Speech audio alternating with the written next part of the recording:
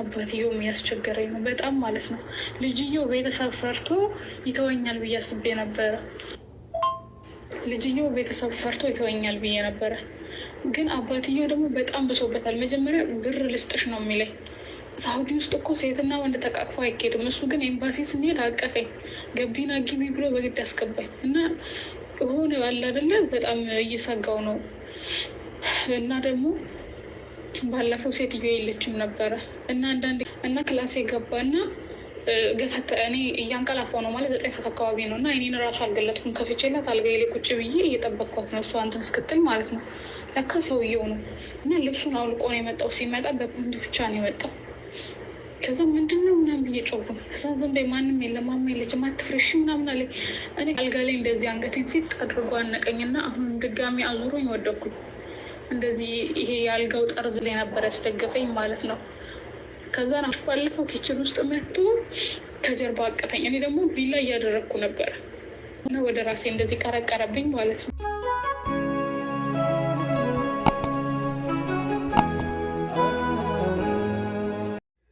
አሰላሙ አለይኩም ወረህመቱላሂ ወበረካቱ። ውድ የቻናሌ ቤተሰቦች እንደምን አላችሁ? እንዲሁም ክርስቲያን ወገኖቼ ሰላም ለእናንተ ይሁን ብያለሁኝ። እንግዲህ መግቢያ ላይ ያስቀመጥኩላችሁን ቪዲዮ ጉድ ሰምታችኋል ማለት ነው።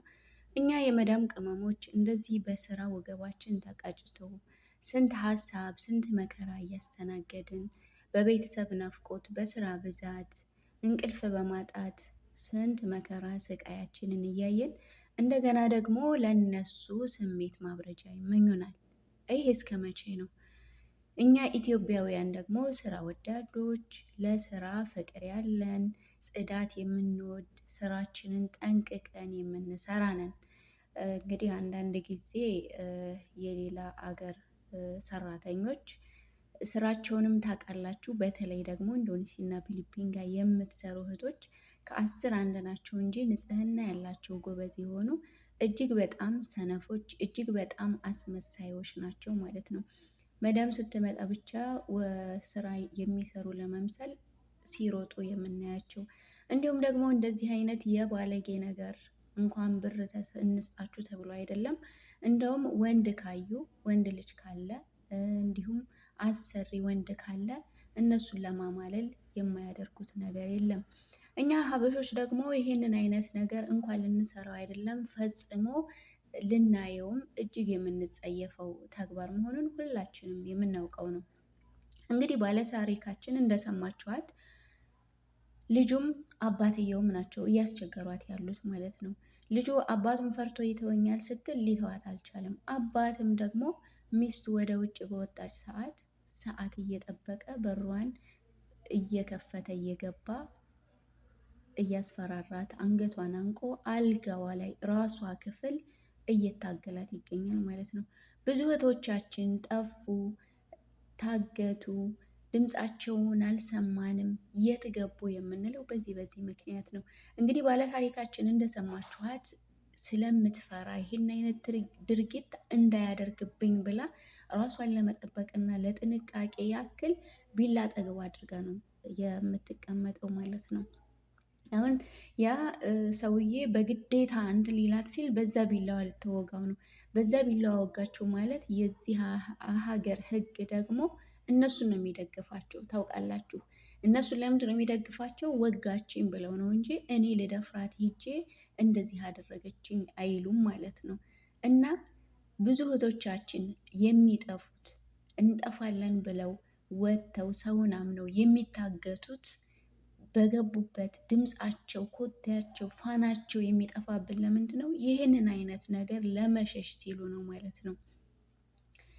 ይሄ ለምንድን ነው እንደዚህ ሊስፋፋ የቻለው? እህቶቻችን ላይ ይህ አይነት ድርጊት ይህ አይነት ተግባር ሊፈጸም የቻለው ምንድን ነው ሲባል ዋናው የሚመጡበት ኤጀንሲ የማይረባ ኤጀንሲ በመሆኑ ነው።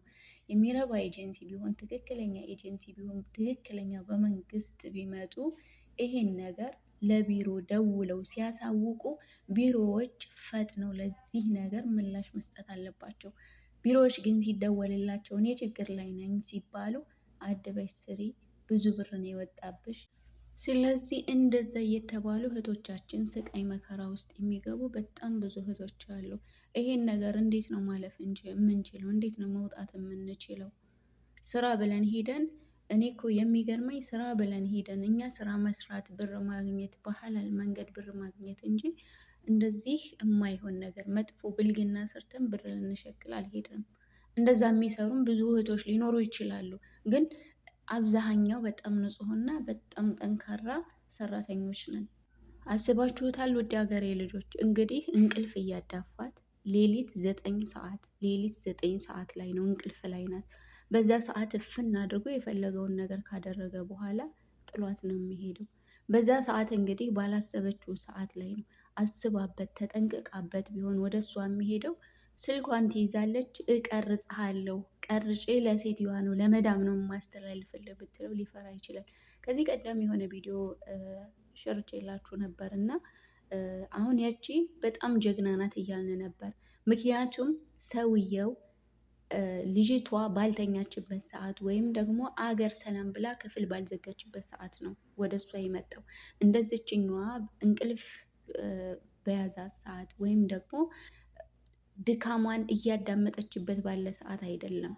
አንዳንድ ጊዜ ድካማችንን እያዳመጥን ባለንበት ሰዓት፣ እንቅልፍ ላይ በሆንበት ሰዓት እንደዚህ አይነት ተግባሮች ሊተገበሩብን ይችላሉ። ብዙ እህቶች እኮ ደብቀው አረብ አስረግዟቸው ለመናገር እየተጨነቁ ወደ ሀገር የሚመለሱ አገር ሲጄ ለቤተሰብ ምንድን ነው ምለው፣ እንዴት ብዬ ነው ቤተሰብን የማሳምነው ብለው እኮ ብዙ ሻራ ላይ የሚኖሩ እህቶች አሉ። ህይወታቸው ምስቅልቅሉ የወጣ እህቶች አሉ። አንዳንድ በትልልቅ ሚዲያ አይታችሁ ከሆነ በአረብ ተደፍሬ እንደዚህ ሆንኩ የሚሉ እህቶች አሉ ማለት ነው። የዚች የማጭራሽ እኮ አባትየውም ልጅየውም ሁለት ሰው ከአንድ ቤት ማለት ነው። ሁለት ሰው ከአንድ ቤት። እንግዲህ ይቺ ልጅ አስፈራርተው እንቅልፍ በያዛት ሰዓት ቢደፍሯትና እቺ ልጅ ብታረግዝ፣ አስቡት፣ ቢደፍሯትና እቺ ልጅ ብታረግዝ ህይወቷ ይመሰቃቀላል። የወደፊት አላማዋ ምንድን ነው? ለቤተሰብ ምንድን ነው ብላ የምታስረዳው? እንዴትስ ብላ ነው እሷ ልትሰራ መታ እንደዚህ ሄደች ብለው ይሉኛል ብላ የአእምሮ በሽተኛ ነው የምትሆነው። እኔ እንጃ። እኔ ይህን አይነት ችግር የሚደርስባቸው የመዳም ቅመሞች ግዴታ መንግስት ታውቆ የሚመጡ እህቶች፣ በተለይ አሁን ላይ የሚመጡ እህቶች ለእነሱ ጥንቃቄ እንዲደረግ የበለጠ ጥንቃቄ እንዲደረግ መሆን አለበት ማለት ነው። እንደውም ስልካቸው ላይ ከንቲባ ሙፈሪያት ካሚል ሰምታችኋት ከሆነ እነሱ ጋር የሚደርሰው ጥቃት እኛ ጋር እንዲመጣ የሚደረግ ካሜራ አለ ያለች ነበር። ያ ነገር ግዴታ መደረግ አለበት። ያ ነገር ፈጥኖ ለመዳም ቅመሞች መድረስ አለበት። ምክንያቱም እንደዚህ ባላሰቡት ሁኔታ ላይ ህይወታቸው ከመበላሸቱ በፊት ማለት ነው። ለመደፈር ብቻ አይደለም፣ ለብዙ ነገር የሚጠቅም የስራ አካሄድ ነው። ያ ነገር ጠንክሮ መሰራት አለበት። እንደዚህ አይነት ነገር የሚደርስባቸው እህቶች ደግሞ ትልልቅ ሚዲያ ላላቸው አንድ ሰው ወጥቶ ቢናገር እርግጠኛ ነኝ ብዙ የመዳም ቅመሞች እኔም ደርሶብኛል እኔም ፈርቼ ነው እንጂ ብለው ይላሉ። ያ ትልልቅ ሚዲያ ያላቸው ደግሞ ወደ መንግስት አካል እንዲወስዱትና ከዚህ አይነት ተግባር የሚመጡ የመዳም ሰራተኞች ራሳቸው እንዲጠበቅ መደረግ አለበት። እንዴ እኛ እኮ የማንም መጫወቻ አይደለንም። ውድ የቻናሌ ቤተሰቦች ይህን ቪዲዮ እስከ መጨረሻው አዳምጡት። ሼር፣ ላይክ እያደረጋችሁ አዲስ የሆናችሁ ሰብስክራይብ ማድረግ አትርሱ። ፈጣሪ ይጠብቃችሁ ከእንደዚህ አይነት መጥፎ ሰይጣን ተግባር የሚተገብር ሰው ፈጣሪ ይሸፍናችሁ። ሰላማችሁ ብዝት ይበልልኝ።